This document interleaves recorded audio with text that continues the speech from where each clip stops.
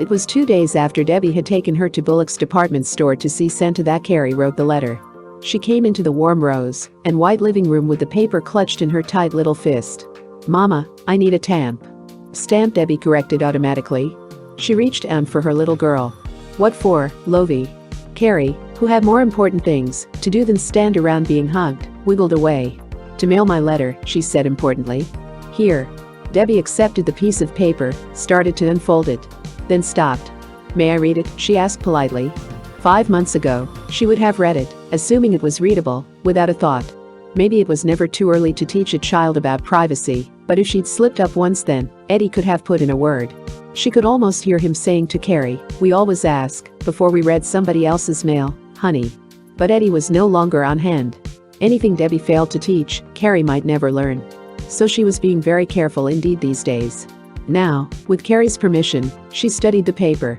14x, some wiggles, and then at the bottom, in a long proud row, 6 big, scraggly E's, the one letter Carrie knew how to print. And she had learned it last week, from Eddie. Debbie had found errands to do on the day Eddie came for their daughter. By the time she returned, Carrie was back, too, rosy and contented on the living room rug. "Hi," Debbie had called out, lifting Todd out of his carriage and into the playpen. Then, carefully, "How's Daddy? Did you have a nice time?" Carrie nodded vigorously. "Look. Daddy showed me how." She was printing E across a pad. "Now I can write," she announced. Her chubby little fingers gripped the pencil as if she were afraid it would run away. Her hand moved with infinite care. First a line down, then a bottom, then a top, then a middle, well, almost in the middle. Her face glowed with pride. "That's wonderful, darling," Debbie had cried. "How did you happen to think of it?" But Carrie was too busy to answer. And suddenly Debbie's joy faded. Probably Carrie didn't even know how. Only Eddie knew. Only Eddie. And now, forever, there would be no more cozy talks at night, cuddled together in the great big chair, the chair they'd bought, because that was the only way to sit in it, cuddled together, no more telling each other what each one had thought or had seen the children do. All that was in the past now. And so, Debbie had thought with sudden bitterness, all our lives there'll be things I don't know about Carrie and Todd, because Eddie will hold the keys. It was a hard thought, not calculated to help in what everyone kept calling her wonderful adjustment. She had pushed it away. Now, as she stared at Carrie's scribble to Santa Claus, it came back.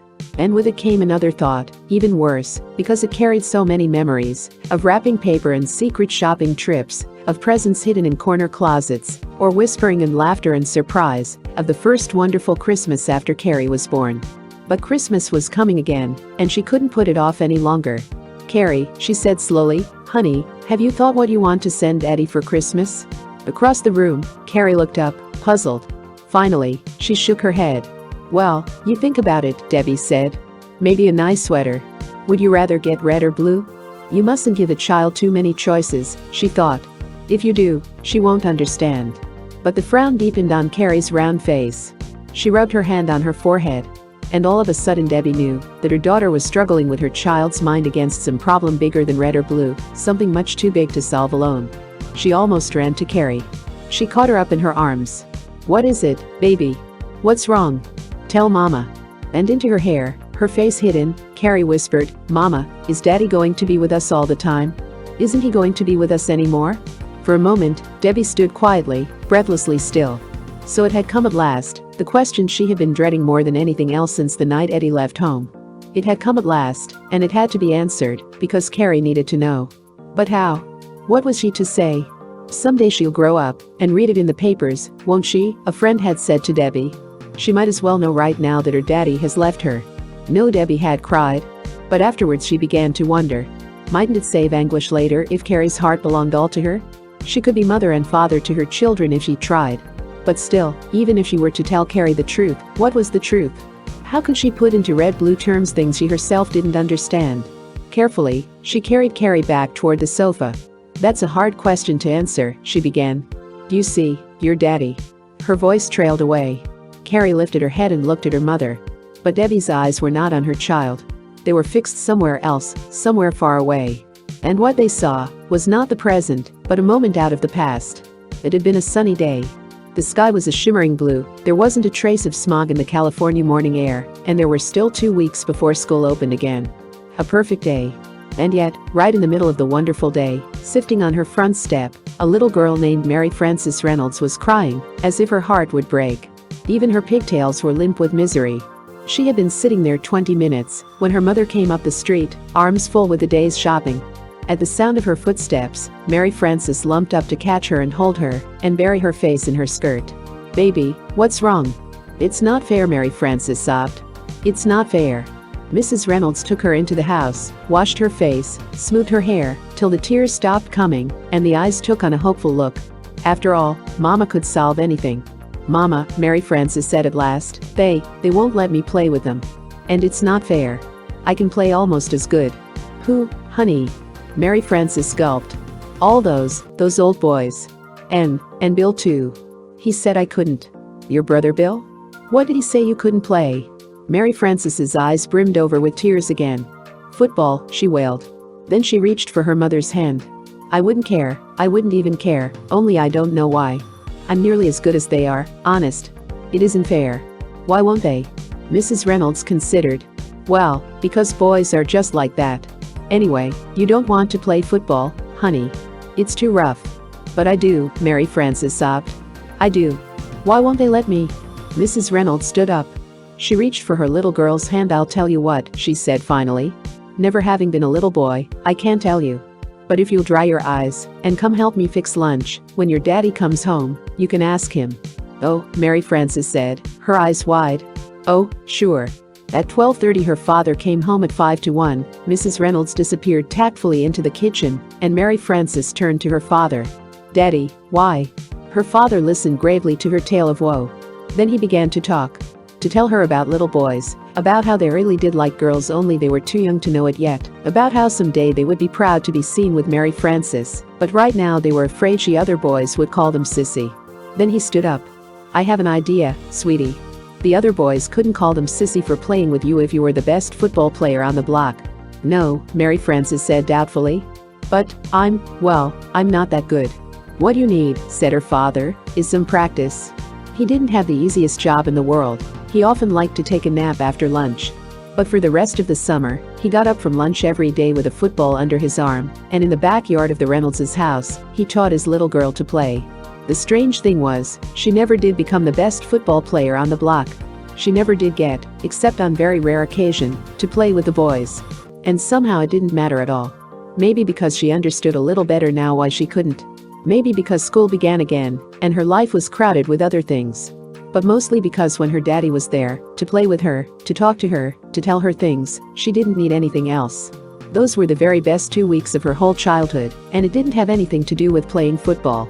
Just because he was there, Debbie Reynolds found herself whispering out loud, her eyes wet with sudden tears. "What?" Carrie demanded. "What, Mommy?" Her voice brought Debbie out of the past. She stared down at her own daughter, only a few years younger than she had been when Bill wouldn't let her play. "But it's not the same," she said. "My father came home every day. Eddie's given all that up. How do I know he'll be around when Carrie needs him? Maybe it would be better if he didn't hope and take a chance of being disappointed." Carrie gazed around the room. "Mommy, who you talking to?" "To myself, darling," Debbie said. She swept Carrie into her arms. "Come on. I'll make you some lunch." But all day, as she went about the business of living, the strange lonely business of living without a husband, it haunted her. "Mommy, isn't Daddy going to be with us always?" I have to tell her no, she thought. It would be a lie to say yes. You shouldn't ever lie to a child. I'll make it up to them alone. But the memories kept flooding in. Silly things, little things. Herself and her mother, waving goodbye to Daddy and Bill as they went out to some forgotten place.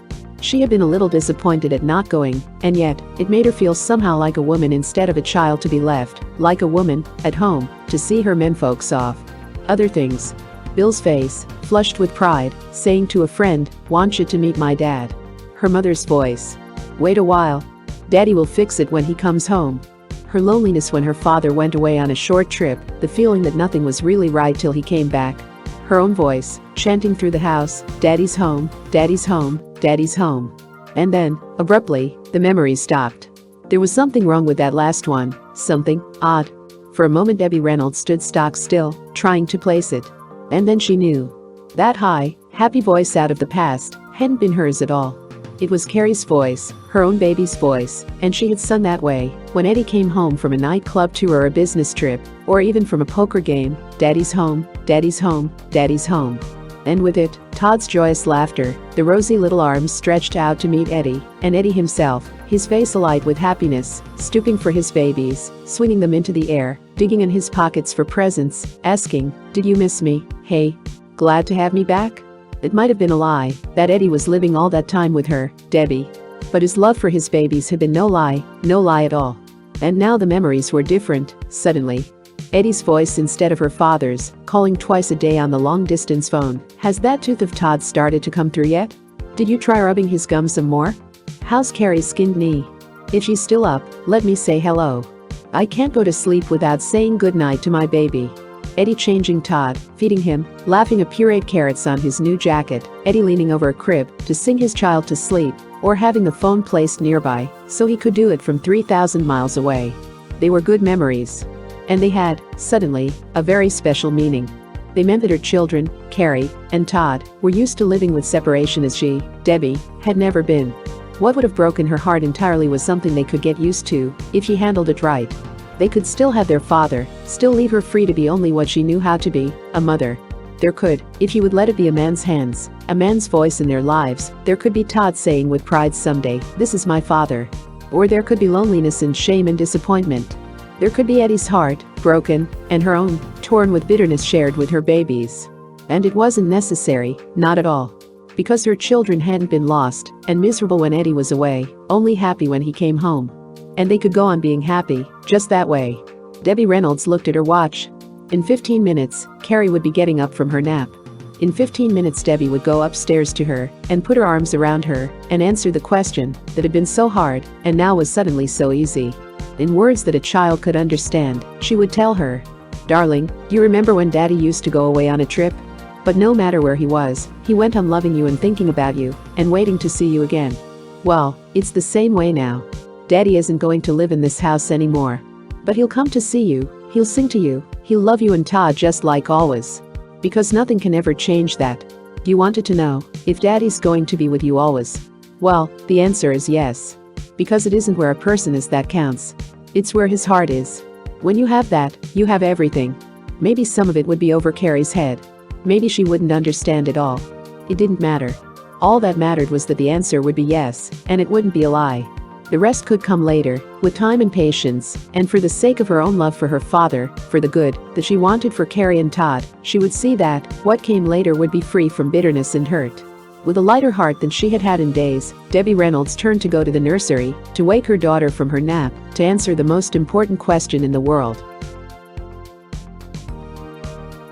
Photoplay magazine, January 1959.